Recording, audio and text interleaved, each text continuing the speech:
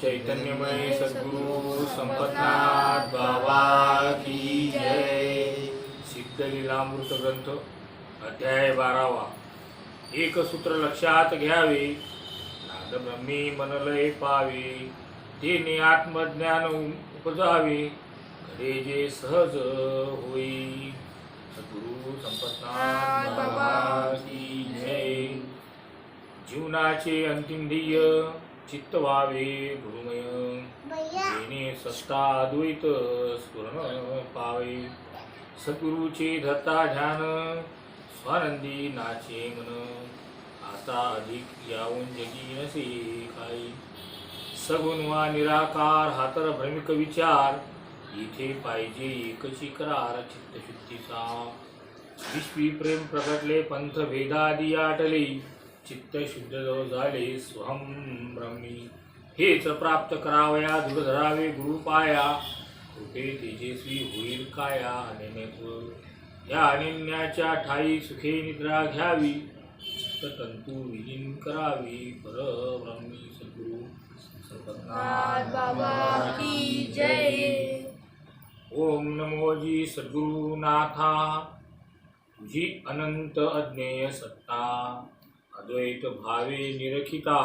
हे सद्गुरु संपतनाथा, की तुमची अद्वैत सत्ता की भयानक आहे, की या सृष्टीमध्ये प्रत्येक कणाकणामध्ये रमलेली आहे। आणि तुमची ही अद्वैत सृष्टी अद्वैत सत्ता निरखल्याबरोबर जे भाव दृष्टी आहे हे त्या शिष्याची विसरून जाईल। दृष्टीशी अनुबंधन सृष्टीशी अनुबंधन, तुची सृष्टा प्रच्छन्न, त्या माझी जे लावण्य सिद्ध अनुभवती। की या सृष्टीतील जे अनुबंधन आहे हे सिद्ध महात्मा प्रत्येक क्षणी त्याचा अनुभव घेत आहेत, आणि त्याचं जे लावण्य आहे त्या लावण्यामध्ये ते एक रूप होऊन आपल्या पूर्णत्वाकडे जाण्याची साधना करतात। तुझ्या पूर्णत्वाची गौषण सिद्ध कराया अधिकरण, थकले शब्द धारिले मौन सकीर्ण असा तू। हे सद्गुरुनाथा, तुमच्या जो तुमचा सकीर्ण आहे, तुमची जे कर्ण आहेत या सृष्टीमध्ये असे कणाकणात एक होऊन गेलेले आहे, आणि त्याच्या शब्दाने असे सिद्ध महात्मे होऊन गेले की त्याचा शब्दाने त्या ठिकाणी शब्दही तुमची स्तुती करायला मौन होतात। असे तुम्ही या सृष्टीमध्ये संकीर्ण झालेले आहेत, त्यामुळे शब्दाने तुमची स्तुती करणे काही शक्य नाही। अवष्टंबी नसेची धारा, नसे तुझ विन दुसरा, तिथे द्वैताचा पोकळ पसारा क्लांत होई। तुमचं असं हे स्वरूप आहे की तुमच्या या स्वरूपाने त्या ठिकाणी दुसरा कोणीच नाही, असा हा अद्वैताचा पसारा या सृष्टीमध्ये भरून गेलेला आहे, की दुसऱ्याचं त्या ठिकाणी स्तुती करता येत नाही, फक्त तुम्ही या सृष्टीमध्ये एकरूप झालेला आहे। जो अंतरीचा भेद जया तो उपजे परमानंद, या आंतरस्थितीचा छंद होई साकार तव कृपे।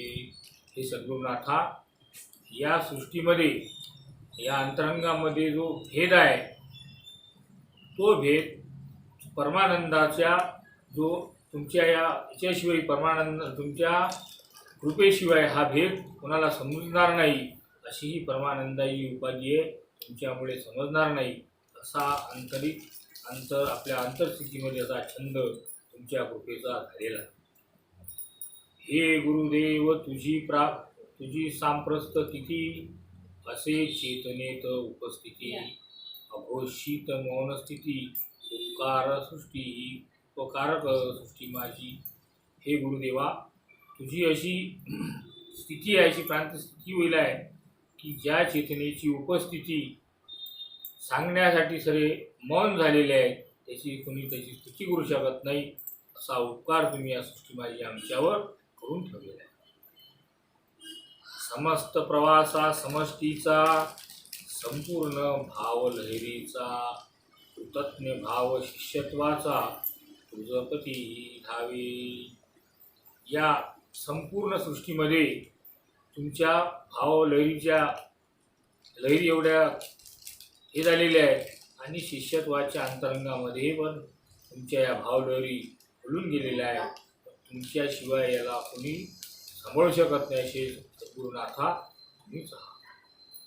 अहो हे बुद्धी निर्मित शब्द तुझ करू न शके अर्थबद्ध, स्तुतिया स्तवनी तू कटिबद्ध, भक्ताचित्ती असे या भक्ताच्या चित्तामध्ये तुम्ही असे प्रकट झालेले आहे की तुमची स्तुती हे शब्दही करू शकत नाही. त्या ठिकाणी बुद्धीचे शब्द थकून जातात आणि शब्दाने स्तुती तुमची करता येणार नाही. असे तुम्ही कटिबद्ध झालेले सद्गुरुनाथा तुम्ही.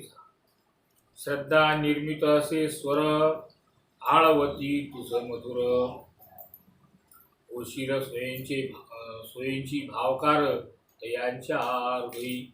जे श्रद्धेने तुम्हाला आवाज देती, मधुर स्वराने तुम्हाला ओवाळती, अशा शिष्यांच्या अंतरंगामध्ये हृदयामध्ये आपण साकार होणारे असे सद्गुरुनाथा तुम्हीच.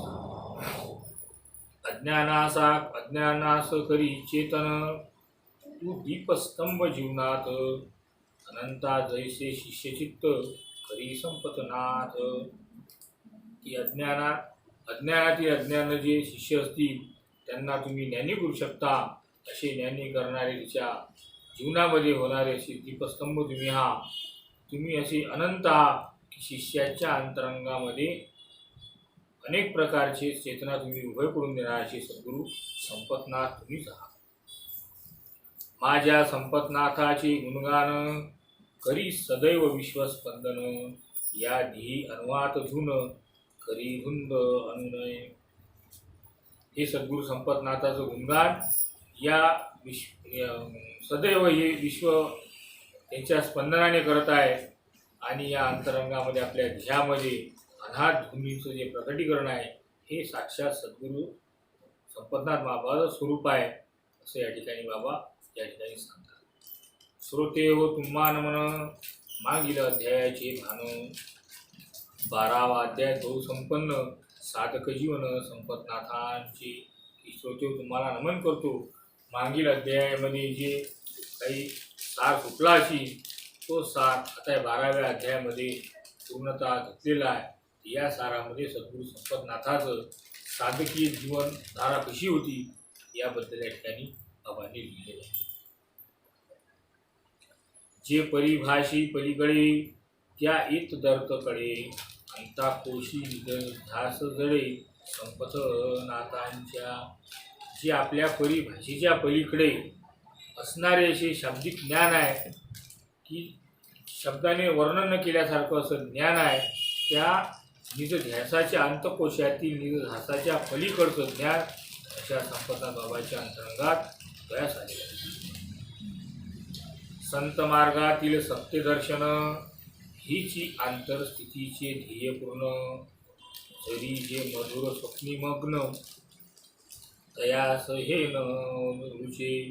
ही या संत मार्गातील जे सत्यदर्शन आहे हे आपल्या आंतरिक स्थितीमधलं जे पूर्ण ध्येय आहे, जरी ते मधुर स्वप्न असेल किंवा मधुर स्वप्नाने मग्न असेल तर हे स्वप्नामध्ये जे ध्यान करणारे किंवा स्वप्न सांगतात त्यांना ह्या आंतरस्थितीचा जो ध्येय आहे, अंतर्मार्गातील जे ज्ञान आहे हे स्वप्नी बसणारे किंवा स्वप्न पाहणाऱ्या लोकांना समजू शकत.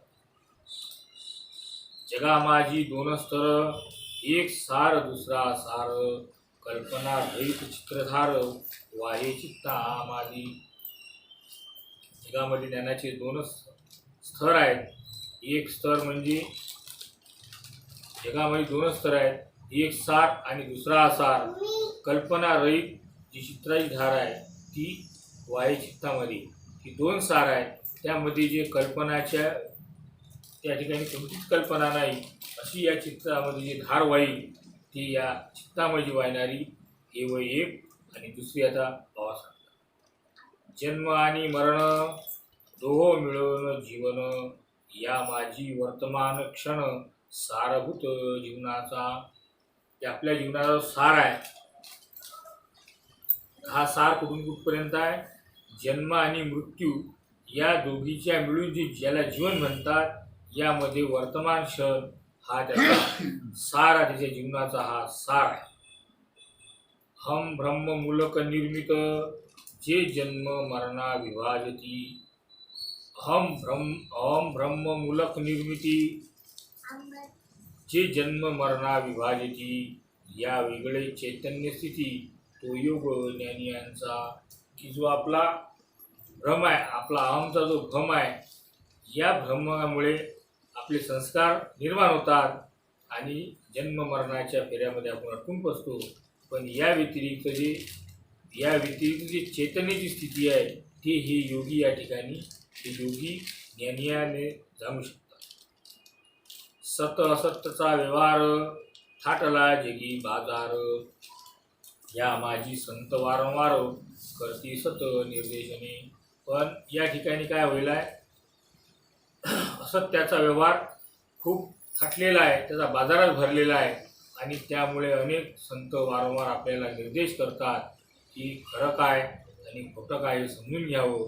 जर खऱ्या मार्गाने लागले तुम्हाला काही अडथळा नाही, पण खोट्या मार्गाने जर लागले तर तुमच्या जीवनात नाराजी आल्याशिवाय राहणार नाही.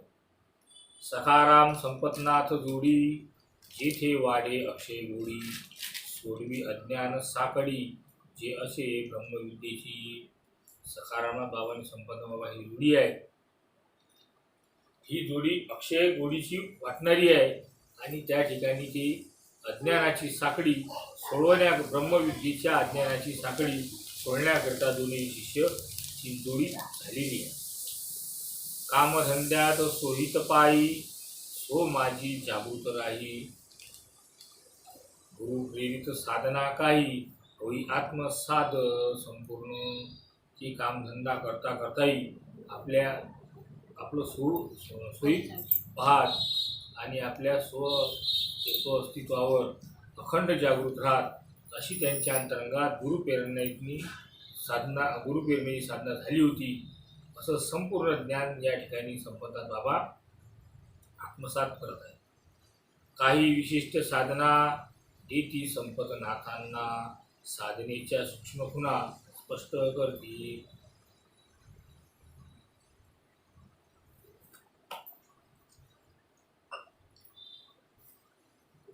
या ठिकाणी सखारामनाथ बाबाला एक विशिष्ट संप्रदायाची काही साधना देत आहेत आणि त्या साधनेच्या लहानाची लहान खुणा त्यांना स्पष्ट करून त्याचे नियम सर्व सांगत आहेत. वेगवेगळ्या साधनादयाच्या सारभूत खुणा येईल आता निरूपणा. एकाग्रमने परिसावे. की ज्या वेगवेगळ्या साधना आहेत त्याच्या ज्या सारभूत खुणा आहेत, त्या खुणा आता आपल्याला या ठिकाणी येतील आता निरूपणाला. तरी एकाग्रमन या ठिकाणी करावं आणि त्या साधना कोणत्या कोणत्या आहेत ते आता या बाबाने या ठिकाणी बाबा सांगत आहेत.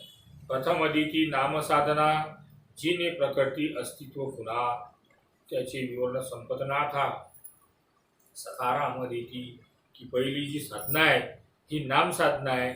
त्या नाम साधनेमुळे आपल्या अंतरंगामध्ये आपलं जे अस्तित्व आहे, आपलं जे प्रकटीकरण आहे, या अस्तित्वाच्या खुणा आपल्या अंतरंगात प्रगट होतील. असं सखारामनाथ बाबा संपतनाथ बाबाला त्याचं विवरण करून सांगत आहे. अस्ति तत्व स्वरूप कैवल्य स्थिती. निर्बीज चित्ती अमृत प्राप्ती. अविभाज्य गुरु शिष्य स्थिती असे नामास हवे. की जे कैवल्याचं अस्तित्व स्वरूप आहे आणि त्या ठिकाणी या चित्ताचं निर्बीज होऊन त्या ठिकाणी अमृताची प्राप्ती होईल, असं अविभाज्य या गुरु शिष्याची स्थिती या नाम साधनेमध्ये तयार होते. नाम असे आध्यात्मिक सत्य. नाम असे ब्रह्मीचे तथ्य. नामे भवचक्र नासत. नामरूप एक होती. की जे नाम आहे, आता या ठिकाणी बाबाने जे नाम सांगितलं हे नाम आध्यात्मिक सत्य आहे. या नामाला कोणत्याही प्रकारचं हे नाही लावता येत किंवा सत्यता आहे यामध्ये असत्यता नाही. आणि जे नाम आहे ते नाम हे ब्रह्मीचे तथ्य म्हणजे त्या साक्षात परब्रह्माचं स्वरूप आहे. आणि या नामाने आपल्या अंतरंगात असलेले 7 चक्र आणि ज्याला आपण भवचक्र म्हणतो, हे भवचक्र या नामाने मिटून जातात आणि नाम आणि रूप हे दोन्ही एक होऊन जातात. असं ते नाम आहे. या ठिकाणी नामाबद्दल आता संत वचन काय काय म्हणतात ते पुढे. ज्याचे नाम घेसी तेची तू आहेसी, हे वचन रामदासाशी मननास घ्यावे. ज्याचे नाव घेशी तेची तू आहे, हे स्वामी रामदासाचं वचन आहे. हे मननाने तुम्ही घ्यावे म्हणते की जे नाम आहे तेच तू आहे. मग आता आपल्याला अनेक संप्रदायामध्ये शाब्दिक नाम दिले जातात. आता समजा शंकराचं नाव दिलं, मग शंकर आपण स्वतः थोडी आहोत. म्हणून या ठिकाणी दुविधा तयार होती. जर खरे सद्गुरूचे शिष्य असले आणि खरं नाम जर त्याला मिळालं तर ते समजू शकतात की ज्याचं नाव घेतलं ते मीच आहे आणि हे नाव पण माझं स्वरूप आहे. पण अनेक प्रकारचे अनेक संप्रदायामध्ये अनेक नामं दिले जातात. त्या नामाने माझं प्रकटीकरण म्हणजे मी स्वतः असा आहे किंवा हे माझं नाम आहे हे प्रकटीकरण होत नाही. म्हणून त्या ठिकाणी भ्रम तयार होतो. नाभी प्रकटे अनाम जे सुरतीचे भूषण, आपणास आपण भेटी आलो. की हे जे नाम आहे हे आपल्या नाभिस्थानावर प्रकट होते आणि ते सुरतीचं भूषण आहे. म्हणजे त्या ठिकाणी ज्योतीचं स्वरूप हे साक्षात हे नाम आहे. आणि आपणास आपण भेटायला आलो म्हणजे जे शरीर आहे शरीर आपण नाही, आपल्या अंतरंगात जे आत्मतत्व आहे या नामामुळे त्या आत्मतत्वाची आपल्याला ओळख होते आणि आपल्याला अनुभव येते की हेच नाम आणि हेच रूप हे दोन्ही एक आहे.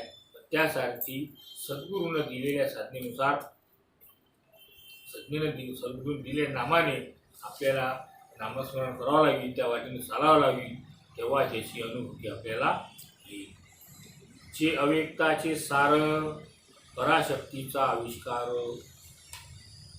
जेने व्यापले चराचर ते नाम परे माझी. ज्या नामाचा सार अव्यक्ताची अव्यक्ता म्हणजे त्या ठिकाणी आपलं व्यक्तरूप करता येत नाही आणि त्या पराशक्तीचा साक्षात असलेला आविष्कार आहे आणि ते नाम या चराचरामध्ये कणाकणामध्ये व्यापून गेलेलं आहे. ते नाम म्हणजे परनाम आहे. त्याला परनाम पण असं म्हणतात. अनेक संत अनेक संप्रदायामध्ये त्यांना वेगवेगळं जरी दिलं तरी त्याचं नाव काही बदललं गेलं नाही, त्याचं मूळ स्वरूप काही बदललं गेलं नाही. तुम्ही नाव काही ठेवा. अनुबंध श्वास चेतनेचा, मूळ स्पंदन प्रकटीकरणाचा, अहम ब्रह्म जाणीवेचा, सारगर्भ असे नाव. की आपल्या श्वासाच्या चेतनेचा जो अनुबंध आहे आणि या मूळ स्पंदन हे सृष्टी तयार व्हायच्या पहिले जे स्पंदन झालं तेच या नामाचं प्रकटीकरण आहे. त्या मूळ स्पंदनच हे नाम आहे. आणि आपल्या अहम ब्रह्मी म्हणजे मी कोण आहो याची जाणीव करून देणारे हे असं सार गर्भनाम, असं साराचे सार हे असं नाम आहे. मीच देव मीच भक्त हे रहस्य प्रमाणभूत सत्य स्थिर या अनुभूतीत घ्यावा लक्षार्थ नामाचा. की एकनाथी भागवतामध्ये एकनाथ महाराज म्हणतात, मीच देव मीच भक्त, पूजा पुचार मीच समजत, मीच माते पूजितो, ही चितंभूत महापूजा किंवा मीच देव आणि मीच भक्त. हे जे रहस्य प्रमाण दिलेलं आहे या प्रमाणानुसार संत त्या ठिकाणी स्थिर होऊन या अनुभूतीत त्यांनी नामाचा लक्षार्थ या ठिकाणी घेतलेला आहे. सोम अजपानुसंधान, हंस योग नामाभिधान, शिवसत्तेचे स्मरण स्फूर्तिरूप असे. या सोमच्या अजपानुसंधानामध्ये आपल्या नाभिस्थानावर हंसयोग प्राप्त होते आणि त्या ठिकाणाहून ते हंसयोग जो आहे याला कुंडलिनी चित्तशक्ती म्हणतात. ती चित्तशक्ती जागृत झाल्यामुळे ती चित्तशक्ती त्या शिवाच्या दर्शनाच्या, त्या शिवाच्या स्मरणार्थ इथून स्फूर्तिरूप होऊन ते तिच्या दर्शनाला निघून जाते. अस्तित्वातील असणेपणाची सजगता ही जीवसत्तेची, ऊर्ध्वगती साधकाची निषिद्धत्वाकडे, किंवा आपलं जे अस्तित्व आहे, या अस्तित्वातील जे आपलं असणेपण आहे, हे असणेपण म्हणजे या जीवसत्तेची सजगताच आहे आणि त्या साधकाच्या ऊर्ध्वगामी ते सिद्धत्वाकडे सिद्धत्वाकडे त्या सिद्धकडे नेणारी हे असं आपल्या स्वरूपाचं अस्तित्व आहे. सख्य व आत्मनिवेदन हे भक्तीतील उच्च आभूषण करता सोम संधान प्राप्त होई. तिच्या आता 9 प्रकारच्या भक्त्या सांगितल्या. यस, 9 प्रकारच्या भक्तीमध्ये जे 2 भक्ती आहे, सख्य भक्ती आणि आत्मनिवेदन भक्ती, हे या भक्तीतील उच्चंब आभूषण आहे. ती उच्चंब आभूषण कोणता आहे की सर्वात उच्चा प्रकार आहे. 9 भक्तीपैकी या 2 भक्त्या उच्च आहेत आणि त्या भक्तीच्या पुढे जाणारी ही जी साधना आहे ती सोम साधना आहे. या साधनेमुळे जर आपण सोम साधना केली तर आपल्याला त्या भक्तीतील उच्च आभूषण प्राप्त 100% होईल. या अनुसंधानी संपतनाथ अंतरलक्ष भुकुटीत साधक दशा सांकल्यात येई गुरु कृपे. ही जी अवस्था या ठिकाणी सांगितली, या अवस्थेमध्ये संपतनाथ बाबा अखंड अनुसंधानात राहत आणि आपल्या अंतरलक्ष भुकुटीवर साधक दशा ठेवून एकनिष्ठेनं, आपल्या गुरुकृपेच्या एकनिष्ठेनं हे साध्य त्या ठिकाणी संपतनाथ बाबा करत. नित्य सुरतीच्या ठाई स्वमृत्ती लय होई आणि नित्य ऐकू येई प्रणवाचे स्पंदन. की जे सुरती आहे, सुरती म्हणजे नाद, या नादाच्या ठाई स्वमृत्तीमध्ये त्याचा लय होऊन आणि त्या ठिकाणी जे नित्य ऐकू येईल, जे प्रणवाचं स्पंदन, ज्याला आद्य स्पंदन म्हणतात, ते आद्य स्पंदन या ठिकाणी अखंड भावाला ऐकू येईल. धारणा अंतर्बाह्य लक्ष साक्षी भावे लक्ष्य लक्ष तेथे मन पवनास भेटीकडे. की त्याची धारणा कशी होती, अंतर्बाह्य म्हणजे बाहेर अंतर जरी असलं तर त्यांचं लक्ष एकरूप होतं आणि त्या अवस्थेवर ते साक्षी भावाने लक्ष ठेवून अलक्ष्य होऊन तिथे मन पवनाच्या ज्या भीती गळत, श्वास आणि प्रश्वासाच्या भीती गळत, त्या टर्निंग पॉईंट भावाच्या ठिकाणी आपली साक्षी भाव ठेवून उद्घोष ब्रह्मविहारी जाई सोम अर्थरूप होई अनन्य तेस व्यापक येई ज्ञानरूपे.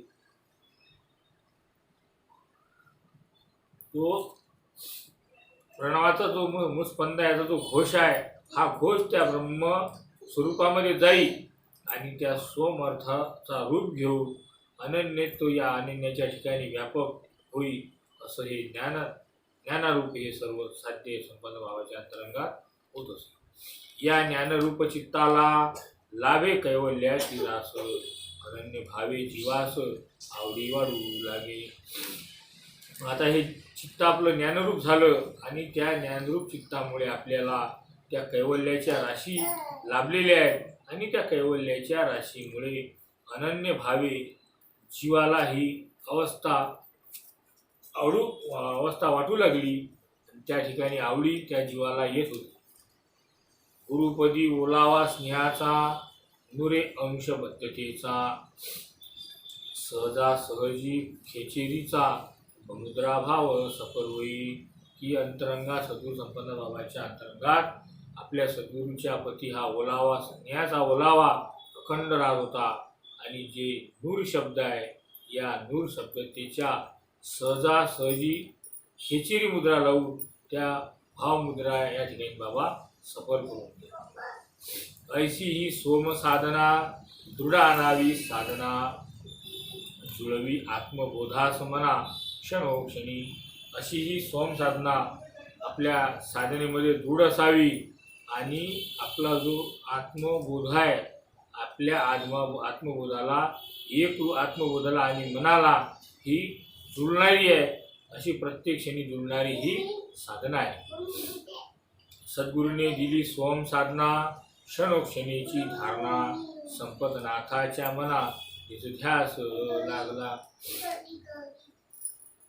संपन्नवा म्हणतात की सद्गुरूने जी मला साधना दिली, सद्गुरूच्या कृपेने जी मला साधना मिळाली, त्या साधनेला मी क्षणोक्षणीची धारणा माझी त्या साधनेवर आहे, असं या ठिकाणी संपन्नाथ बाबाचा ध्यास लागलेला आहे.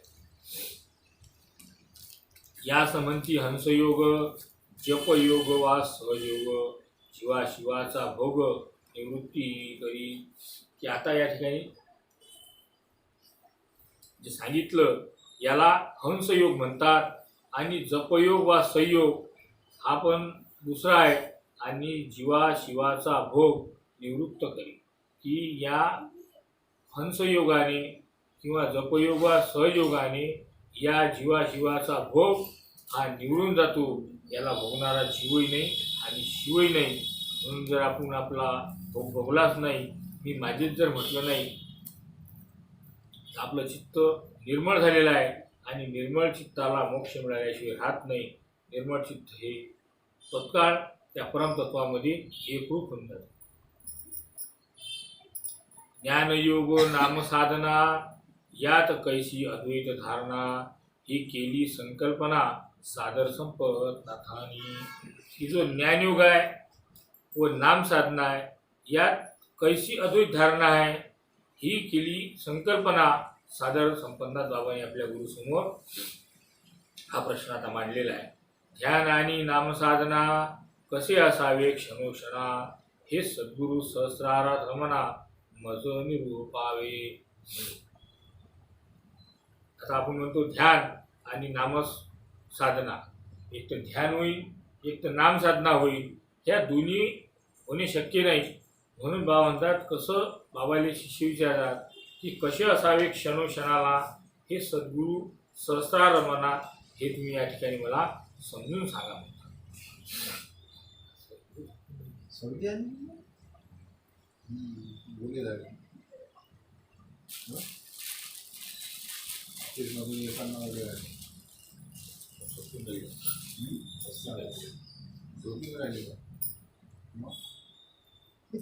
इथे दाखवतो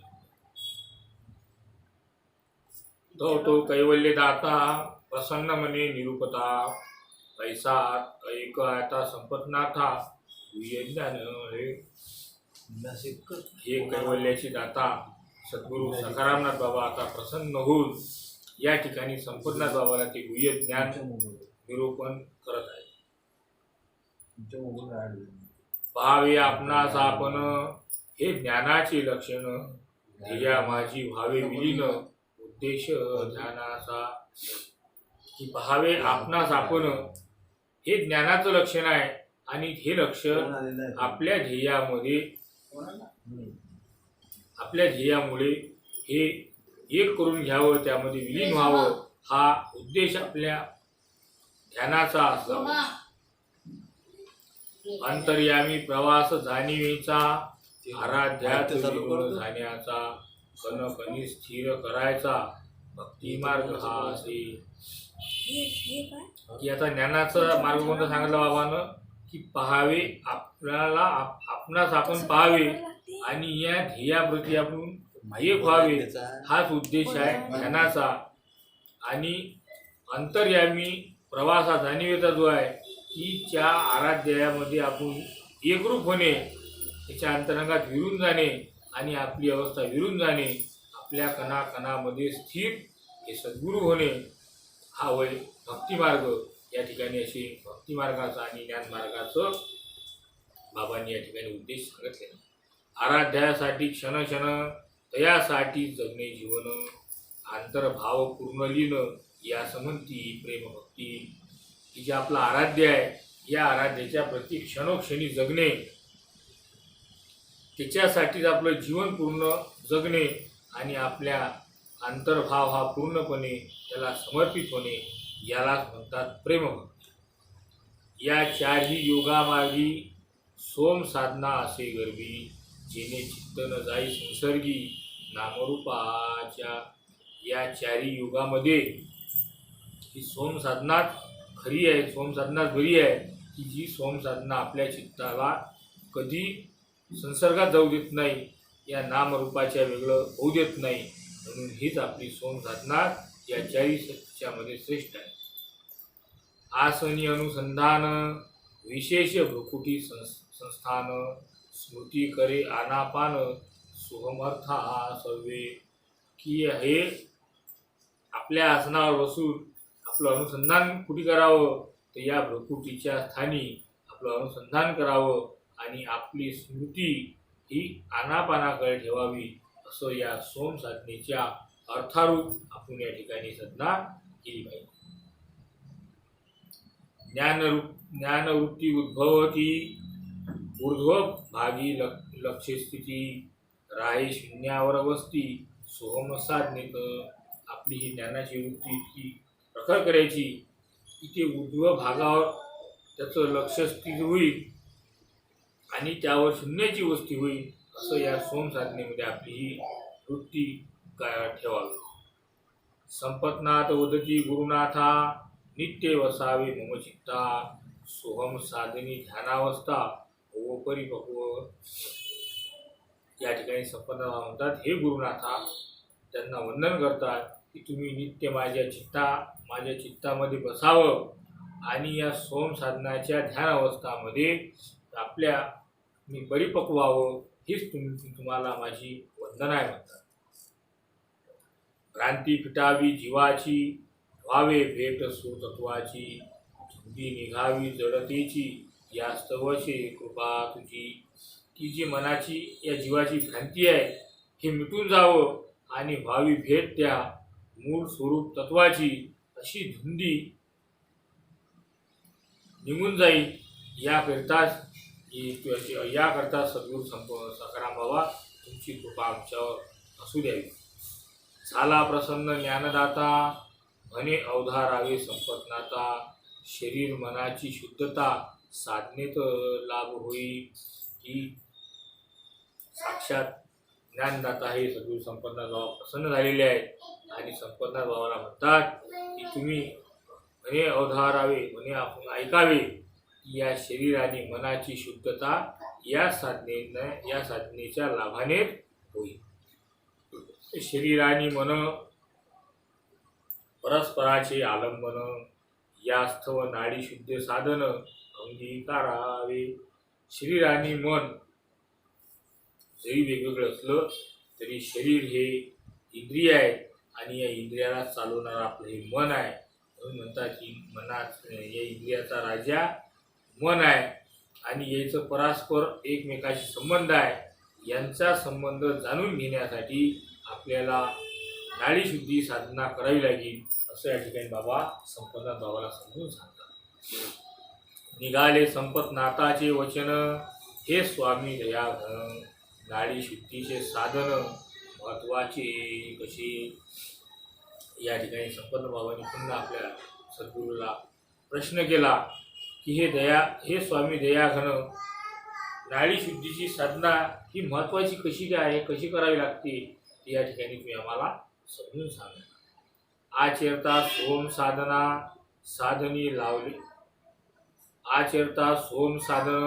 साधनी लावले मन, मग येथे काय काम नाडीशुद्धीचे। किंवा सोम साधनेचं जर आचरण केलं आणि सोम साधना जर केली आणि आपण मन त्या ठिकाणी आपली जी साधना आपली मनाच्या पलीकडे नेले, मग त्या ठिकाणी काय गुन्हा आहे, मग नाडीशुद्धीची कशाची गरज आहे, मग नाडीशुद्धी नाही केली चालत का, ते या ठिकाणी सकाराम बाबा संपतनाथ बाबा समजून सांगतात। हाळा मासाचे शरीर अनित्य आणि क्षर, नाडी शुद्धतेचा विचार होण्यार्थे। किंवा हे हाडामासाचं शरीर आहे आणि नित्य हे नवदरवाज्याने पाझरत आहे. मग या ठिकाणी नाडीशुद्धीचा विचार कोण्या अर्थानं, कशासाठी नाडीशुद्धी करावी लागते? तव उपदेशती सद्गुरू, तव उपदेशती सद्गुरुनाथ, जेणे संशय होई परास्त, सतशिष्य संपतनाथ ग्रहण करी. या ठिकाणी बाबांनी जो प्रश्न विचारला त्या प्रश्नाला सद्गुरुनाथ हे संपतनाथ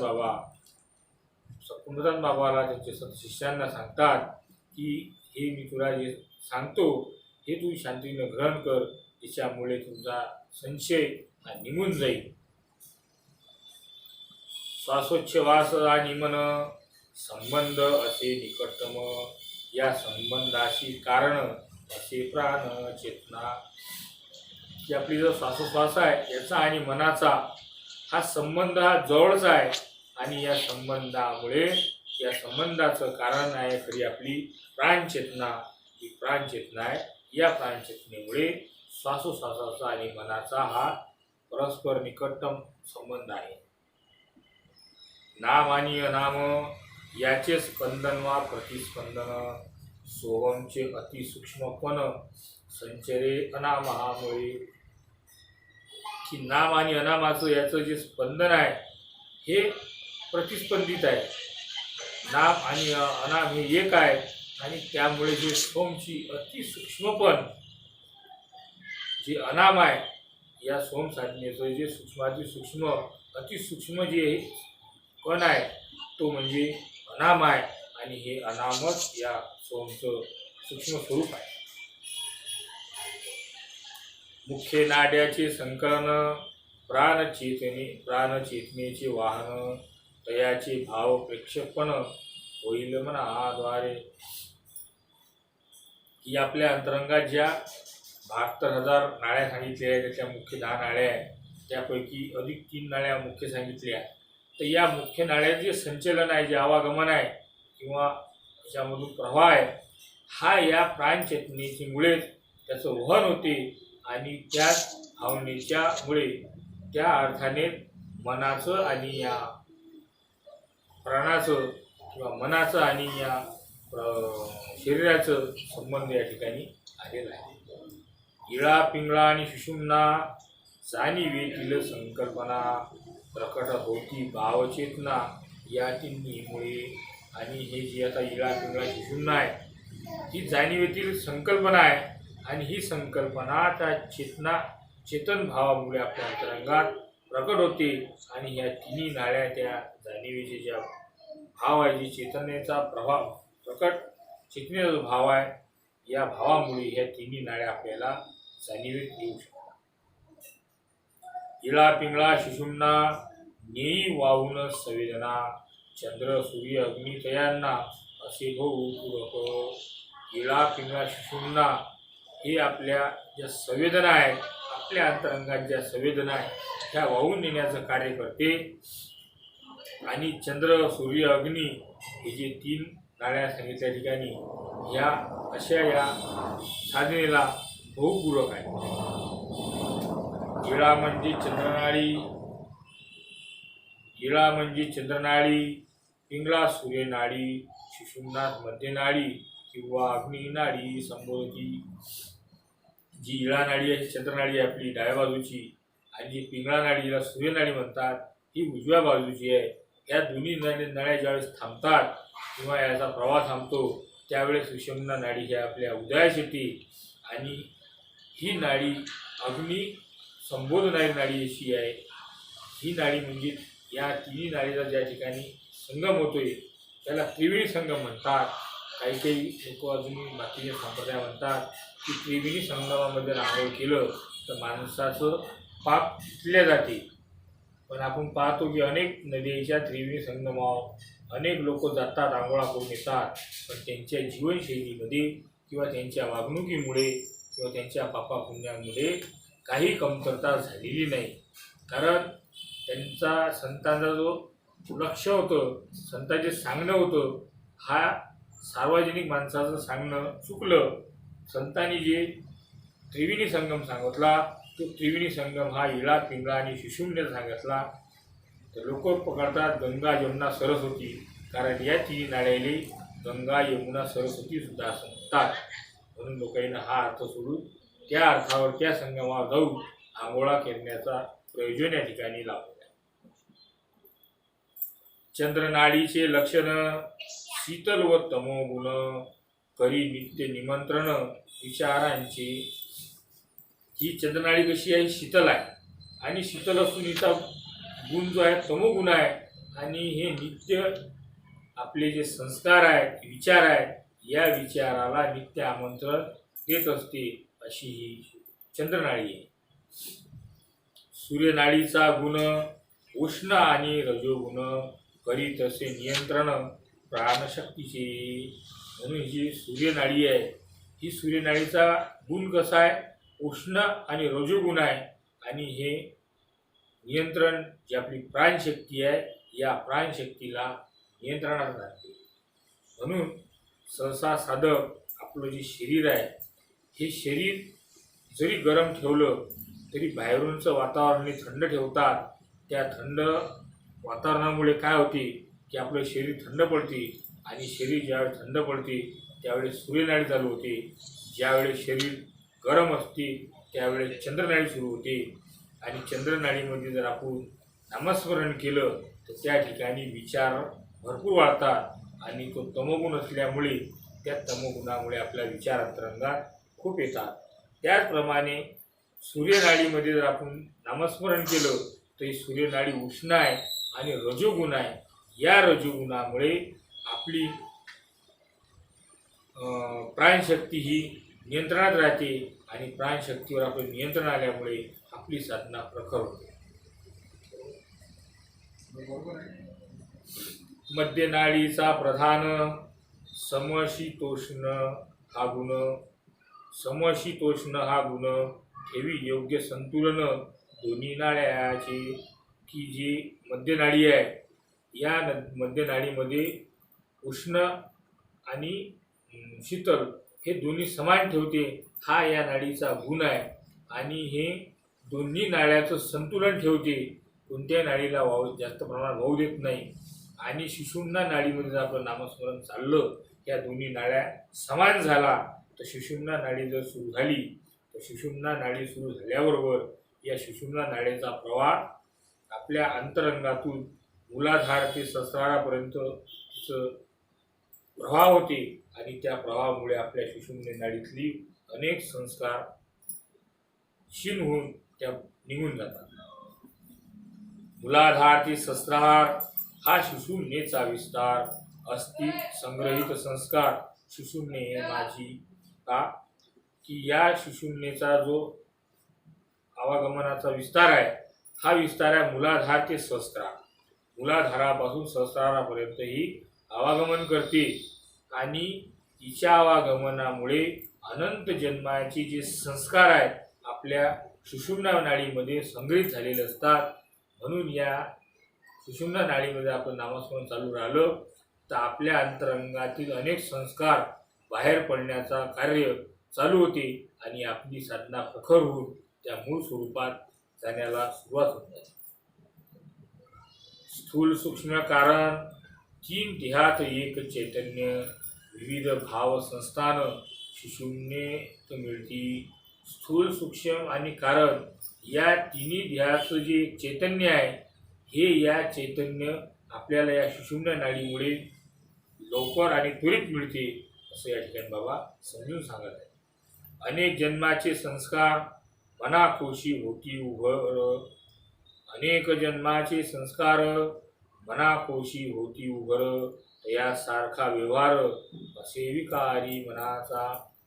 की अनेक जन्माचे जे संस्कार आहेत, हे संस्कार आपल्या मनाच्या कोशामध्ये भरलेले आहेत, आणि या मनाच्या कोशामध्ये संस्कार याचा व्यवहार जो आहे, या व्यवहारामुळे आपल्या मनाला विकार लागतात, आणि मनाला विकार लागले की मन भटकायला सुरुवात होते.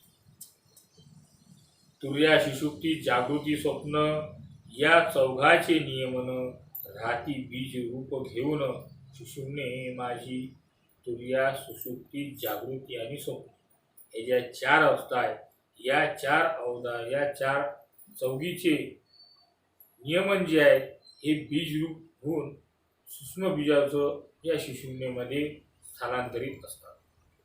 सुषुम्नेचे अवकाश संस्कार रूप वासनेचं व्यापून राही सबीज जे कारण भवचक्राचे की या सुषुम्नेच्या अवकाशामध्ये वासनारूप संस्कार जर असले तर ते आपल्या या मूळ बीजाला व्यापून घेतात आणि ते संस्कार आपल्याला भवचक्रामध्ये फिरण्याकरिता कारणीभूत होतात. सुषुम्नेचे आकाश निर्बीज शुद्ध करण्यास नाडी शुद्धीचा अभ्यास असे सहाय्यक की सुषुम्नेचा आकाश हे निर्बीज करण्याकरता, शुद्ध करण्याकरता नाडी शुद्धीचा अभ्यास हा याला सहाय्यक आहे. म्हणून नाडी शुद्धीचा अभ्यास करणे आवश्यक आहे असं त्यांनी बाबा समजून सांगतात. श्वासाचे आवर्तन करण्या दोघे समान इळा पिंगळाचे मंथन अति महत्वाचे. जे श्वासाचं आवर्तन आहे हे दोन्ही समान करण्याकरता आणि इळा पिंगळाचं मंथन करण्याकरता ही नाडीशुद्धी अति महत्वाची आहे. नाभी केंद्र ऊर्जास्थान अष्टभावाचे उगमस्थान जय होई भाव संस्थान कार्यरूप. मग जे आपलं नाभी केंद्र आहे या नाभी केंद्रावर ऊर्जेचं स्थान आहे आणि त्या ऊर्जेच्या स्थानावर जर हे मंथन झालं तर अष्टभाव त्या ठिकाणी अष्टभावाचं उगमस्थान आहे आणि या अष्टभावाच्या उगमस्थानामुळे आपली जी भाव संस्थान आहे ही कार्यरूप होते. जसं की मंथन आपल्या याच्यामध्ये म्हणेला नवनीत मंथुनी नवनीत तैसे अनंता. मंथन म्हणजे आपल्या या नाभीच्या केंद्रावर जर या इळा पिंगळाचं मंथन लावलं, नामरूपाचं जर मंथन लावलं तर त्या ठिकाणावर त्या ऊर्जेच्या स्थानावर आपले अष्टभाव उठल्याशिवाय राहणार. अष्टभाव त्या ठिकाणी उठून येतील आणि हीच भावसंस्था त्या ठिकाणी कार्यरत होईल. इळेतून पिंगळेत, पिंगळेतून इळेत प्राण करता नियमित मिळे गती शांभवीला. इळा नाडीतून पिंगळा नाडी आणि पिंगळा नाडीतून इळा नागडी हा प्राण आपला नियमित जर करत राहिला तर त्या मूळ जी आपल्याला कुंडलिनी शक्ती म्हणतो त्या मूळ कुंडलिनीला गती मिळते आणि तिथून ती गती घेऊन आपल्या सहस्राराकडे निघण्याचा प्रवास सुरू करते. रीत असे साधी नसे काहीच उपाधी प्रत्यक्ष रीत आधी घ्यावी समजून की ही जी रीत आहे कशाची नाडीशुद्धीची जी रीत आहे ही रीत आपण पहिले आपल्या सद्गुरूकडून समजून घ्यावी. त्याला काही उपाधी लागत नाही किंवा कोणतेही कार्य लागत नाही. साधी आणि सोपी रीत आहे. ही रीत आपण आपल्या सद्गुरूकडून समजून घ्यावी. तेव्हा ही सुरुवात करावी. ग्रंथात वाचून याला सुरू करून काही फायदा आहे. सममात्राचा पूरक सममात्राचा रेचक नसेची तयात कुंभक सूत्र हे समजावे की यामध्ये सममात्राचा पूरक म्हणजे श्वास घेणे आणि सममात्राचा रेचक म्हणजे श्वास सोडणे यामध्ये कोणत्याही प्रकारचा कुंभक साधावा लागत नाही. हे या ठिकाणी सर्व सूत्र आपल्या सद्गुरूंकडून समजून घ्यावे. नासा छिद्र पिंगळेचे दाबून ठेवावे हलकेसे इळेने पूरक सममात्रेचे घ्यावे करून. आता पिंगळा नाडी आहे या नाडीचं पहिले नाकाचं छिद्र थोडं हलकं दाबून ठेवावं आणि इळेने श्वास अंदर घ्यावा. सममात्रेने म्हणजे मात्रा ठरावं लागते असं या ठिकाणी भावार्थात करून घ्यावं. करंगळी जवळील बोटाने डावी नाकपुडी बंद करणे लगेच रेचक करणे उजवीतून सममात्रेनं. नंतर ह्यानंतर लगेच हे बोट करंगळी जवळचं बाजूचं बोट या डाव्या नाकपुडी याने बंद करावी आणि लगेच रेचक करून उजव्या नाडीतून समप्रमाणे श्वास अंदर घेऊन टाका. जरा न द्यावा उसंत, घ्यावा पूरक त्यात नाडीत, उजवीस बंद करीत रेचक येणे करावे. मग जोराही वेळ न लावता पूरक म्हणजे आपल्या दुसऱ्या नाडीतून पूरक ओढून घ्यावा आणि उजवी नाकपुडी बंद करून पुन्हा रेचक असं करत राहावं. हे एक आवर्तन क्रियेत न थांबावे. एक क्षण ऐसे 10 आवर्तन करावे. सुरुवातीला या नाडीने घेणे, या नाडीने सोडणे, या नाडीने घेणे, या नाडीने सोडणे. हे झालं एक आवर्तन. आणि या एक आवर्तन असं करता करता सुरुवातीला 10 आवर्तन करावे. या 10 आवर्तनापासून सुरुवात करावी. यामधील निरीक्षण होती विचार क्षीण, प्राणाचे नियमित संचलन. महत्त्वाचे सूत्र हे की यामधील जे निरीक्षण आहे त्या निरीक्षणामुळे आपले विचार क्षीण होतात आणि प्राणाचे नियम त्या ठिकाणी संचलन होऊन हे मुख्य महत्त्वाचं सूत्र या साधनेच आहे. ही साधना पूरक असे अवकाश शून्येचे सूक्ष्म प्राण विशेषाचे परिणाम होतो. तशी ही साधना आपल्याकरिता पूरक आहे आणि हे सुषुम्नेचा अवकाश आहे. त्या ठिकाणी सूक्ष्म प्राण हा विशेषणाने परिणामी होतो आणि आपली साधना पूर्णत्वाला जायचा प्रयत्न होतो. साधना करता क्षणमास सुषुम्नेचे खुले आकाश, सोहम साधनेच्या प्रक्रियेस वेळे गती विशेष. ही साधना सुरू केल्याबरोबर 6 महिन्यात सुषुम्नेचं हे आकाश खुलून जाते आणि सुषुम्नेचा आकाश खुलल्याने आपल्या सोम साधनेच्या प्रक्रियेत साधनेला विशेष गती प्राप्त होते आणि साधना त्या स्पीडनं व्हायला सुरुवात होते. सहज भावाची परिणती, आवश्यक कुंभकाची रीती, नाडी शुद्धीचे साधती सहजासहजी. की या सहज भावाची आपली जी परिणती जर असली तर यामध्ये कुंभकाची जी रीती आहे ही आवश्यक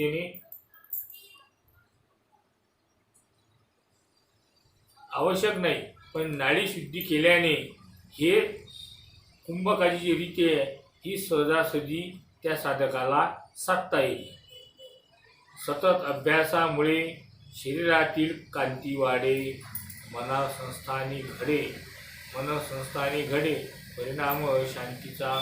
सतत जर आपण नाडी शुद्धीचा अभ्यास करत राहिलं तर शरीरावरली जी आपली चामडी आहे ही शांत होते आणि अंतरंगात आपलं शांतता होऊन आपल्या मनातील संस्थानी जो परिणाम आहे, आपण जी चिडचिड करतो किंवा हे होते त्यामध्ये आपल्याला शांतता लागते. चित्तशुद्धी सही पूरक न करावी. प्रतिक्रिया एक समान होती सुखदुःख. बाह्यभूत असावे.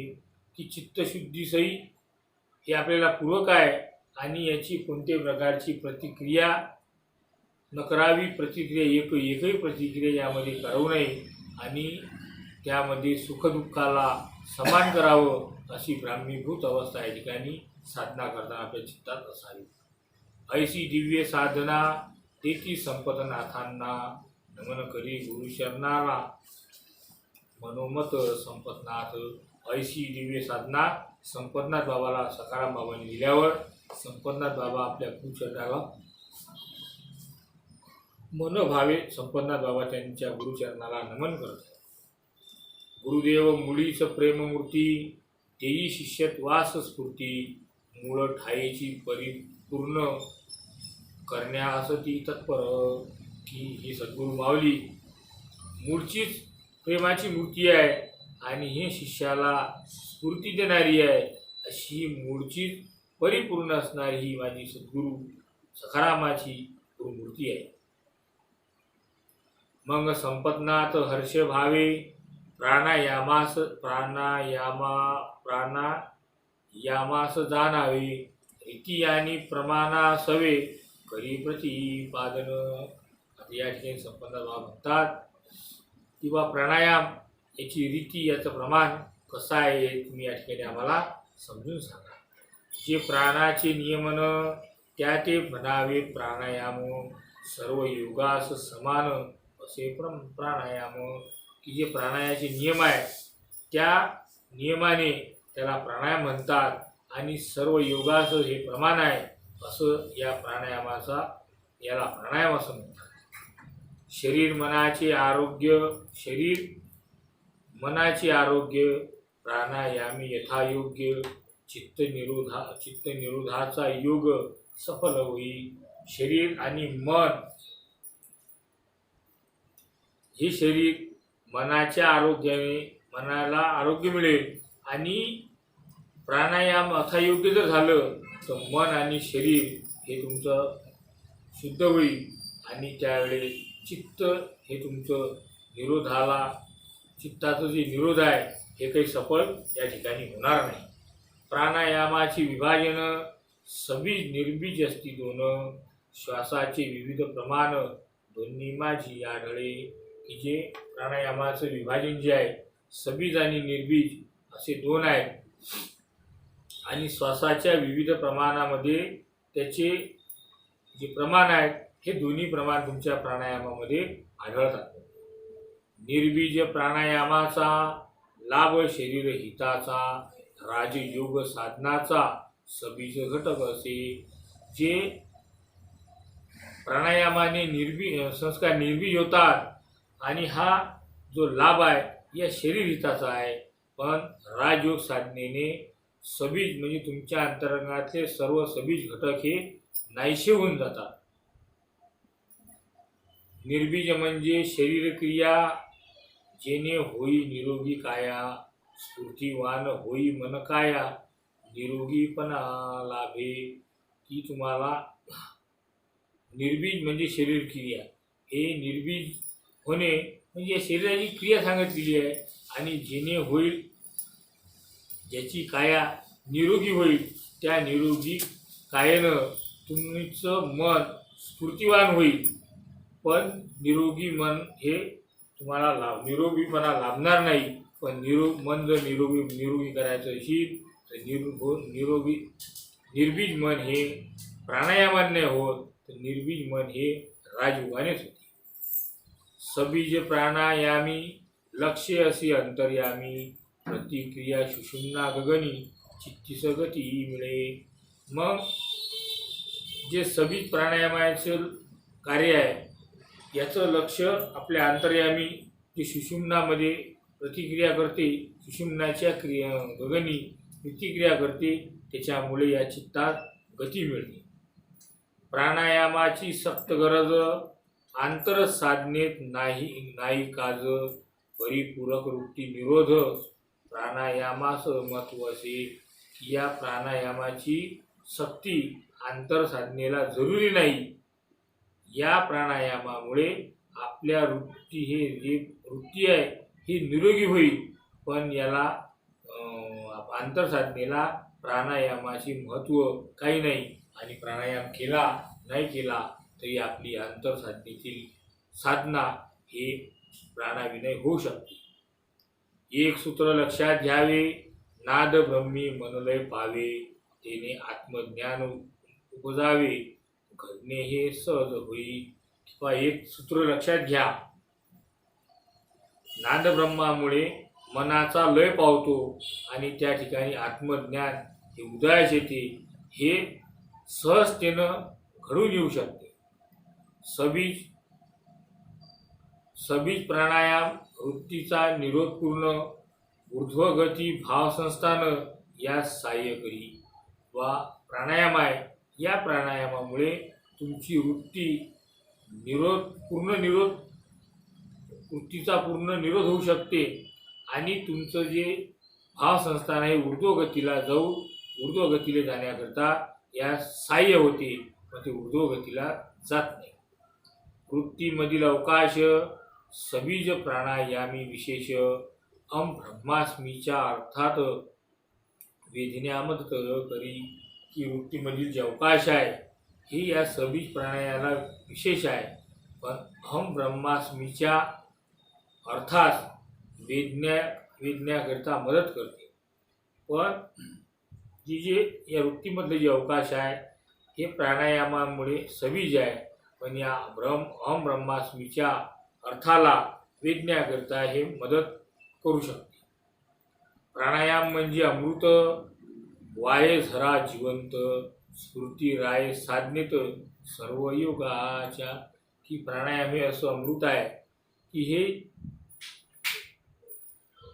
जिवंतपणे याचा झरा वावते आणि याच्यामुळे जे साधनेला स्फूर्ती आहे ही योग्याला हे सर्व योग्याला स्फूर्ती देणारे असं हे प्राणायाम आहे.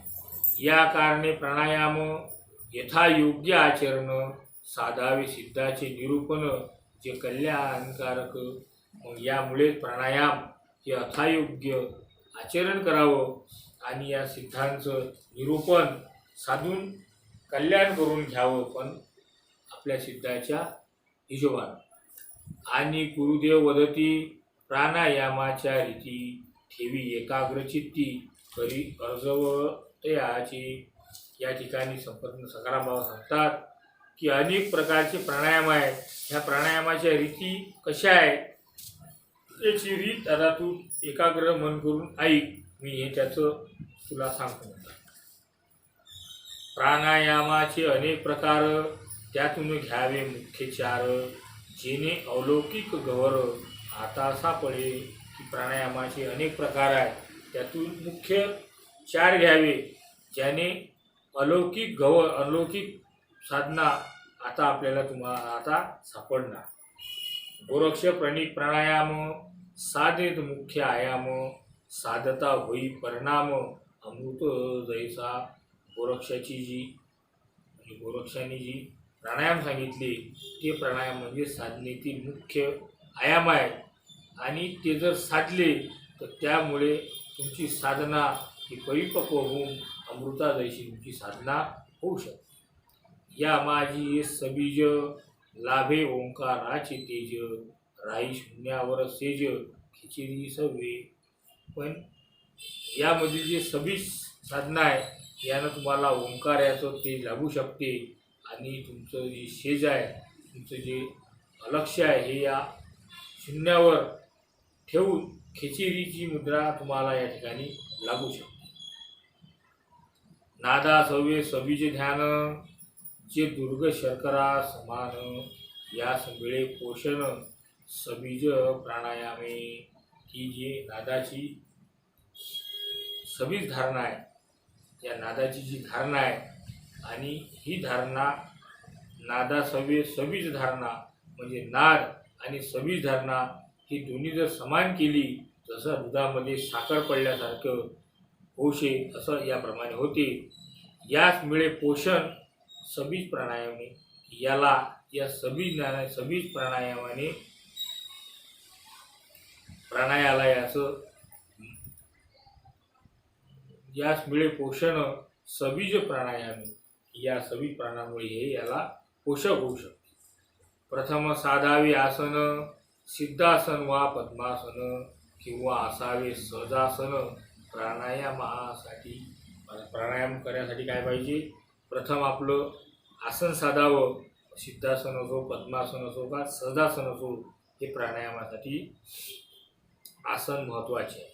मेरुदंड आणि मान ठेवी उंच समान जेणे वाटे सहजपण नियोजन आसनी. की मेरुदंड जो आहे आपला हा मेरुदंड आणि मान ही अशी उंच ठेवा की एक समान अशी उभी झाली पाहिजे जेणे सहजपण होईल. आणि हे असल्या आसनाचं याप्रमाणे तुम्ही नियोजन करा.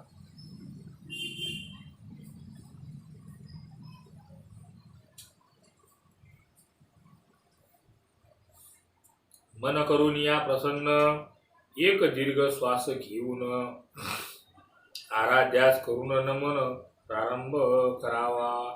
मग मन आसनावर बसल्यानंतर मन प्रसन्न करा आणि एक दीर्घ श्वास घेऊन आपल्या आराध्याला प्रारंभी आपल्या आराध्याला नमन करावं. एका 4 व दोना 4 हे जयाचे गुणोत्तम तो प्राणायामाचा प्रकार अति महत्वाचा की 1 4 दोनास 4 असे जे गुणोत्तर आहे हे गुणोत्तर या प्राणायामाचे प्रकार आहे हे अति महत्वाचे आहे. पूरक कुंभक रेचकाचे यातील नियोजन मात्रेचे साधावे समतोलपणाचे ही लक्षणे जाणावी. यामध्ये श्वास अंदर घेतला पूरक झालं, थांबवला कुंभक झालं, बाहेर सोडला रेचक झालं. ही यातील जे नियोजन आहे हे जे मात्रा आहे हे मात्रा समतोलपणाने साधल्या गेली पाहिजे. हीच लक्षण या ठिकाणी बाबा म्हणतात तुम्ही जाणून घ्या. उजवी नाकपुडी हळू दाबावी, अंगठ्याचे साह्य घेई, डावी सक्रिय करावी. पूरकासाठी की आपली उजवी नाकपुडी हळू दाबावी अंगठ्याच्या साह्याने आणि डावी बाजू सक्रिय करावी पूरक घेण्यासाठी. समजा 4 मात्रेचा पूरक 4 पटीचा कुंभक, पूरकाच्या दुप्पट कुंभक, बहिर्कुंभक 4 पट. समजा आता तुम्ही 2 मात्रेचा 1 2 3 4 आपण श्वास म्हणतो असा जर तुम्ही 1 2 चा जर किंवा 1 2 3 4 जर पूरक अंदर घेतला तर त्याच्या 4 पटी म्हणजे 16चा हा कुंभक अंदर साधावा आणि पूरकाच्या दुप्पट बाहेर कुंभक साधावं, अशी बहिर्कुंभक 4 पट साधावं अशी साधना या ठिकाणी. बरोबर आहे? दुप्पटच म्हटलं नाही, 4 पट. समजा 4 मात्रेचा पूरक 4 मात्रेचा पूरक 4 पटीचा कुंभक त्याच्या 4 पटी कुंभक म्हणजे 4 जर घेतले तर 4 ची 16 अंदर कुंभक साधावा आणि पूरकाच्या दुप्पट म्हणजे आपण पूरक किती घेतला 4 तर पूरकाचा दुप्पट म्हणजे 8 न सोडायचा आणि त्याच्या 4 पट बाहेर कुंभक साधावा. प्रमाण 4 न घेतला 16 न सोडला नाही, सोडला नाही, 16 न अंदर थांबवला आणि त्याच्या या 4च्या दुप्पट म्हणजे 8 न बाहेर सोडला. मग बाहेर त्याच्या 4 पट म्हणजे 8च्या चौपट बाहेर थांबवला. हो, बाहेर बहिर्कुंभक 4 पट असं आहे. ते 4 स्टेजेस आहेत ते. कुंभक रेचक थांबवणे, सोडणे, थांबवणे, पुन्हा घेणे, पुन्हा थांबवणे, पुन्हा सोडणे, पुरा बाहेर थांबवणे. हे झाली एक क्रिया. पूरक घेतल्यावर बंद दोन्ही नासी छिद्र मग कुंभकास प्रमाण शिर मात्रा असे चौपट. बरं, मग याच्यातूनच घ्यायचं त्याच्यातूनच सोडायचं आहे का? हो, नाही, याच्यातून घ्यायचा याच्यातून सोडायचा नाही. कुठे आहे म्हटलंच नाही. उजवी नाकपुडी दाबावी, साधावी समतोल ही लक्षणे जाणावी. उजवी नाकपुडी हळू दाबावी, अंगठ्याच्या साह्य घेई, डावीस सक्रिय करावी पूरकासाठी. बरोबर आहे. पुढे झालं. मग समजा 4 मात्रेचा पूरक 4 पटीचा कुंभक, पूरकाच्या दुप्पट कुंभक, बहिर्कुंभक 4 पट. बरोबर. पूरक घेतल्यावर बंद दोन्ही नासा छिद्र मग कुंभकास प्रमाण शिर मात्रा असे चौपट. मोकळे उजवे नासिका छिद्र करावा रेचक हरुवाळ. रेचक झाल्यावर बंद दोन्ही नासिका छिद्र म्हणजे एका नाळीत घेणे, त्याने सोडणे, पुन्हा दोन्ही नाळ्या बंद करणे आणि पुन्हा याने घेणे, याने सोडणे, पुन्हा कुंभक साधणे. ही तिसरी रीत आहे नाडी. 4 पटीचा बहिर्कुंभ असे हे एक आवर्तन. त्यात असावे दक्षपूर्ण, असभ्य असावे प्रमाण, शक्ती बाहेर जाऊ नये. हे असं एक आवर्तन करावं आणि त्यामध्ये आपण पूर्ण दक्ष असावं आणि त्या ठिकाणी प्रमाण आपलं सम्यक ठेवावं की शक्ती बाहेर जाणार नाही किंवा श्वास जाणार नाही किंवा लक्ष बाहेर जाणार नाही असं या ठिकाणी तुम्ही लक्ष ठेवा. दोन्ही कुंभकाची रीत साधता होई अद्भुत, मात्रा संख्या वाढवित हळूहळू साधावी. की दोन्ही कुंभकाची रीत हे आपल्याला साधताना अद्भुत ही होईल आणि हळूहळू याची मात्रा संख्या तुम्ही वाढवावी. या क्रियेचे आचरण देऊ नये मध्ये सोडू न किंवा मात्रेचे नियमन असू नये. ही साधना मधात कधीच सोडून देऊ नये आणि याच्या मात्रेचं जे नियमन आहे हा नियमानुसार झालं पाहिजे. नाही तर आज 10 घ्या उद्या 5 घ्या असं झालं नाही पाहिजे. हे जरी हठयोग साधन राजयोगात असे मान्य, जेणे वाढू लागे सद्गुण मुख्य उद्देश हा लागी.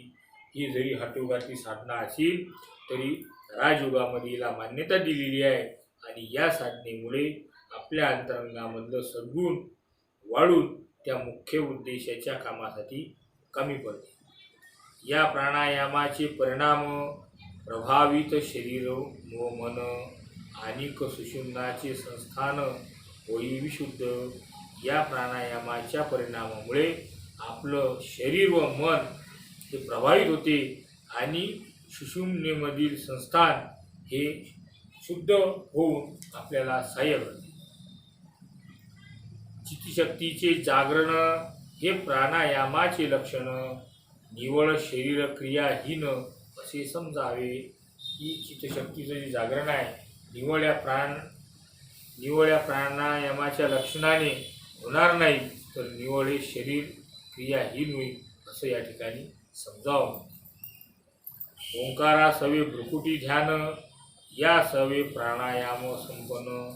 त्याचे क्षेत्र अनुसंधान असे वेगळा आले की हे करताना ओंकाराच्या संवत आपल्या भ्रुकुटी ठिकाणी ध्यान केलं आणि त्याच्यासोबत प्राणायाम जर केला तर ते क्षेत्र अनुसंधान होते. असे हे वेगळं नाही तर हे एकच आहे असं या ठिकाणी बाबा समजून सांगतात. दुसरा एक प्राणायाम नाव अनुलोम विलोम. त्याचे प्राणाचे नियमन चाले मंथना जैसे. अधिक एक प्राणायामाचा एक दुसरा रीत आहे त्याचं नाव आहे अनुलोम विलोम. त्यात प्राणायामाचे नियमन हे चालते मंथनासारखे चालते. पूर्ण पूरक आणि पूर्णरेचक नाही. तयात कुंभक इळा पिंगळा होती एक प्राणप्रवाहात. त्यामुळे श्वास घेणे आणि श्वास सोडणे त्यामध्ये कोणत्याही प्रकारचा अंदर किंवा बाहेर हा श्वास थांबावा लागत नाही. तर यामुळे इळा पिंगळा हे एक होती आणि प्राण प्रवाहाला गती मिळेल. नाडी शुद्धी व अनुलोम विलोम यात असे बरेच साम्य. एक स्वतंत्र दुसरा मात्रा बंधन ठेवीत असे की नाडी शुद्धी करताना अनुलोम विलोम हे जरी यामध्ये साम्य असेल तरी याच्यामध्ये एक स्वतंत्र आहे आणि एक बंधन आहे. दोघाचा एक परिणाम सुषुम्ने संचलन होई शक्ती चालन सहजासहजी. दोघांचा परिणाम जरी एक असला तर हे सुषुम्नेचं संचलन करण्याकरिता आहे आणि याच्यामध्ये शक्तीला चालना मिळते. सहजतेने शक्तीला सहजासहजी चालना मिळते. तिसरा प्राणायाम चंद्रभेदन. त्याशी पर्याय सूर्यभेदन. इळा पिंगळाचा स्वतंत्र आयाम संचलित होई. तिसरा प्राणायाम आहे चंद्रभेदन. त्याशी पर्याय आहे सूर्यभेदन. इळा पिंगळाला स्वतंत्र आयाम संचलन करणारी अशी ही तिसरी क्रिया आहे. चौथा प्रकार शीतली शीतकारी. एकाच पर्याय उरे उठे योगाच्या अंतरी विशेषानंद. जो चौथा प्रकार आहे शीतली शीतकारी हे एकाच पर्याय देणारी आहे आणि यामध्ये योगाच्या अंतरी आपल्या अंतरामध्ये उठे योगाच्या अंतरी हे विशेष आनंद. हे योगीच्या अंतरंगाची उठल्यानंतर याचा विशेष आनंद आपल्याला भोगायला मिळतो. शरीर मन निरोगी करी, अंतःकरणाच्या भावलहरी, उष्णतेची बाधा आवरी, कळक उन्हात येई. की हे शरीर आणि मन निरोगी करण्याकरिता कामाची आहे आणि अंतरंगाच्या भावलहरी या उष्णतेच्या बाधामुळे सांभाळणारी, उष्णतेपासून संरक्षण करणारी आहे. कडक उन्हातही जर आपण बसलो तरी याची बाधा आपल्याला होणार नाही. ही चारही प्राणायाम आवश्यक तज्ज्ञाचे मार्गदर्शन आणि नियमाचे पालन करणे गरजेचे. ही चारही प्राणायाम जे आहेत हे करण्याकरिता त्या तज्ज्ञाचं मार्गदर्शन आवश्यक आहे आणि नियमाचं पालन करणे खूप गरजेचं आहे. हठयोगातील षटक्रिया ठेवी निरोगी काया, राजयोग साधावया असे उपयुक्त. ह्या हठयोगातील जरी साधना असतील तरी ह्या षटक्रिया आहेत आणि ह्या षटक्रिया आपले जे शरीर आहे हे शरीर निरोगी ठेवण्याकरिता कामाचे आहे, पण आणि राजयोग साधण्याकरिता ह्या उपयोगी पडणाऱ्या ह्या साधना आहे. हे जमेल तर करावे, उगेच अडून न बसावे, सोहम साधनी असावे सदा जागृत. हे जर जमत असेल तर करा, फुकट यामध्ये अडून बसू नका. आपली जे नित्य सोहम साधना आहे जी सदा जागृतीत राहून तीच करा. सखाराम जणू संयोग, त्या ते हठयोग व राजयोग, इथला प्रवृत्तीचा भोग निजानंदी तृप्त असे. की सखाराम महाराज हा जणू एक संयोगच आहे, कशाचा? त्यात हठयोग आणि राजयोगाचा. आणि त्याच्या या हठयोग आणि राजयोगामुळे प्रवृत्तीचा भोग हा फिटलेला आहे आणि ते आपल्या निजानंदीमध्ये तृप्त आहे. सिद्धत्वाचे निरूपण करी संपत नाथास कथन, सतशिष्य ही परिपूर्ण अंतरी सिद्ध भावात. या ठिकाणी सिद्धत्वाचं जे खरं निरूपण आहे संपतनाथ बाबांना या ठिकाणी कथन करून सांगतात की सतशिष्या परिपूर्ण आपल्या सिद्ध भावात असला तरच हा परिपूर्ण आहे. संपतनाथ नम्रचित्ती सद्गुरू स विनविती, बंध मुद्राची रीती करावी कथन. आता संपतनाथ बाबा एक विनंती करत आहे सद्गुरूला की बंध आणि मुद्राची जी रीत आहे हे तुम्ही आता या ठिकाणी मला समजून सांगा. म्हणा तव वदला काळूनंदन, नाथ पंथाचे भूषण, संपत नाथास प्रतिपादन करती बंध मुद्रांचे. त्यावेळेस काळूनाथ बाबाचे शिष्य सकाळनाथ बाबा हे नाथ संप्रदायाचे साक्षात भूषण आहेत. हे संपतनाथ बाबाला या ठिकाणी बंध आणि मुद्राचे प्रतिपालन समजून सांगत आहेत. बंध म्हणजे बंधन घालणे, मुद्रा म्हणजे पाहणे. बंध मुद्राचे अर्थ घेणे अशा प्रकारे. बंध कशाला म्हणावं? बंध म्हणजे बंधन घालणे, मुद्रा म्हणजे पाहणे. असे हे बंध आणि मुद्राचे अर्थ या ठिकाणी अशा प्रकारे समजून घ्यावा.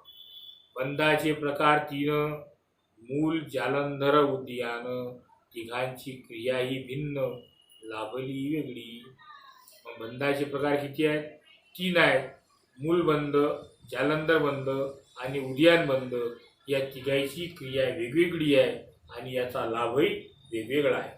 बंध क्रियेस आसन, सिद्धासन व पद्मासन किंवा उपयुक्त आसन सिद्ध करावे. यातील या बंध क्रियेला आसन महत्त्वाचं आहे, तर सिद्धासन असो, पद्मासन असो किंवा तुम्हाला जी उपयुक्त अशी आसन हे तुम्ही सिद्ध करून घ्यावं. प्रथम टाच उजव्या पायाची, शिवनीला दाबायची, जिनेंद्रियेच्या मुळाशी ठेवावी डावी टाच. आता एकदा समजून सांगायचं बरं म्हणजे कसं काय म्हणतात? प्रथम टाच ही उजव्या पायाची, शिवनीला दाबायची, जनेंद्रियाच्या मुळाशी ठेवावी डावी टाच. म्हणजे सिद्धासन घालताना जे उजवी टाच आहे हे उजवी टाच पहिल्यांदा आपल्या गुदद्वार आणि लिंगद्वाराच्या मध्ये जे शिवण आहे त्या शिवणला टेकून ठेवायची आणि जे डावी टाच आहे ही आपल्या मुलात म्हणजे काय त्याले जनेंद्रिय म्हणजे लघवीच्या ठिकाणाच्या मुळाच्या ठिकाणी ती दाबून ठेवावी. बुधद्वारी संकोच करून मेरुदंडाकडे आकर्षून चढवावा वायू अपान ऊर्ध्वगती, की आपल्या बुधद्वारी संकोच करून या मेरुदंडमधून संकोच करून घ्यावा आणि हा जो अपान वायू आहे हा अपान वायू ऊर्ध्वगतीने वर चढवावा. असा मूलबंधाचा सराव बळे कुंडलिनीवर प्रभाव, जागृत होई सद्भाव योगमार्गी. असा मूलबंधाचा सराव केल्याने कुंडलिनीवर याचा प्रभाव पडते आणि कुंडलिनी जागृत होऊन त्या सद्भावनेने त्या योग मार्गाने सुरुवात होते. हठयोगाचं काम आहे. जालंधर बंद कसा आदी आसनस्थ असा, दीर्घ सोडावा उच्छ्वासाला शिथिल असावे शरीर. आता पहिले सांगितला कोणता बंद सांगितला? मूलबंध. दुसरा आहे जालंधर बंद. आधी आसनस्थ व्हावे आणि आपला पहिले श्वास पूर्णपणे बाहेर सोडून द्यावा. कंठ घ्यावा संकोचून, डोके खाली वाकून, हनवटीस दाब देऊन बसवावी कंठस्थानी. म्हणून आपला जो कंठ आहे हा कंठ हा संकोचून घ्यावा आणि संकोचल्यानंतर हे डोकं खाली दाबलं की हे हनवटी जी आहे आपली याला दाबून द्यावी आणि हा कंठ खाली बसवावा, कंठाखाली फिट करावं. या माझी सूचना एक, पूरकानंतर कुंभक, पुन्हा केल्यावर रेचक बाह्य कुंभक करावा. या माझी एक सूचना आहे की पूरक नंतर कुंभक आणि पुन्हा केल्यानंतर रेचक हे बाह्य कुंभक करावा. विशुद्ध इथं थांबावं. बाह्य थांबावा. विशुद्ध चक्राचे जागरण, कुंडलिनीचे ऊर्ध्वगमन, साधका चित्ती मोदपूर्ण ऐसा लाभ होई. की विशुद्ध चक्राचं यामुळे जागरण होते आणि कुंडलिनीचे ऊर्ध्वगमन साधकाच्या चित्ताला भिदून घेणारे असा या ठिकाणी लाभ त्या साधकाच्या अंतरंगात होते. उभ्याने किंवा बसून हात गुडघ्यावर ठेवून श्वास बाहेर काढून करावी मोकळे फुफ्फुसे. हात खेचावे पोट बरगळ्या तसेच बेंबी आतळ्यास आणि रेचकाच्या सुरुवातीस उद्यान बंद साधावा. तिसरं बंद मणिपूर चक्राचे शोधन, लाभे निरोगी योन, कुंडलिनीचे आगमन योगा माझी लाभतसे. यामध्ये कुंडली चक्राचं शोधन होऊन तुम्हाला तुमचं शरीर निरोगी होईल आणि कुंडलिनीचं आगमन या योगाने लाभणार आहे. कैसे बंधाचे ज्ञान आणि तयाची उपयोजन, वंदे काळुनाथ नंदन संपतनाथासी. जसे बंधाचे ज्ञान सांगितले आणि त्याचे उपयोजन सांगितले असे काळुनंद म्हणजे सखाराम बाबांनी संपतनाथ बाबाला सांगितले. मुद्रा म्हणजे दृष्टीचा प्रकार, एक आंतर एक बाहेर, त्याचेही प्रकार चार असती कार्य करते. आता मुद्राचे म्हणजे दृष्टीचे प्रकार हे चार आहेत. एक अंतर आणि एक बाहेर, त्याचे प्रकार चार असती कार्य तत्पर. म्हणजे चार बाहेर आणि चार अंदर. खेचिरी भुचिरी मुद्रा म्हणजे दृष्टीचा प्रकार, एक आंतर एक बाहेर, त्याचेही प्रकार चार असती कार्य करते. म्हणजे पाहण्याची रीत अंदर पहा का बाहेर पहा, त्याचे प्रकार चारच आहेत. खिचिरी भुचेरी चराचेरी, चौथी ती अगोचेरी, आपापले नेत्री निहारी याच परी. की खिचिरी भुचिरी चाचेरी आतल्याचं नेत्र नाही, आपोआप नेत्र निहारी याच परी. परी ध्येया माझी विसावे, धारण करी लक्षणे, आंतरधारणेत पूर्णपणे होई लाभ मुद्रेचा. परी हे ध्येया माझी जे ध्येय आहे त्यासाठी करावं, त्यासाठी धारण करावं असे लक्षण आहे. अंतर्धारणेत पूर्णपणे या मुद्रेचा आपल्याला लाभ होईल. या मुद्रेचे विवरण पुढील अध्यायी होईल पूर्ण. आंतरबाह्य निरीक्षण करावे कैशा परी या मुद्रेचं जे विवरण आहे पुढच्या अध्यायी होणार आहे. आणि आंतर आणि बाह्य याचं निरीक्षण कसं करावं, कशाकरता करावं असंही पुढच्या अध्यायामध्ये सांगू म्हणतात.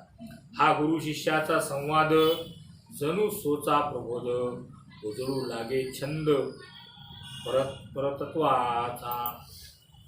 हा गुरु शिष्याचा संवाद त्यानं सोची अनुभूती झाली असं उजळून आपला प्रांत उजळून गेला या परतत्वाचा.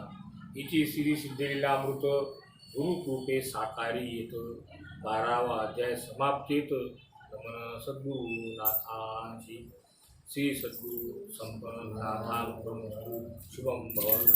सद्गुरु संपतनाथ बाबा की जय.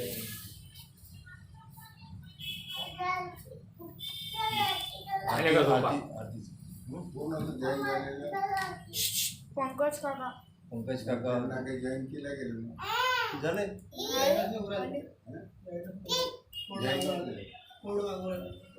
हो का जॉईन नाहीच झाले ते. तू पाय रे आपल्या मुकुट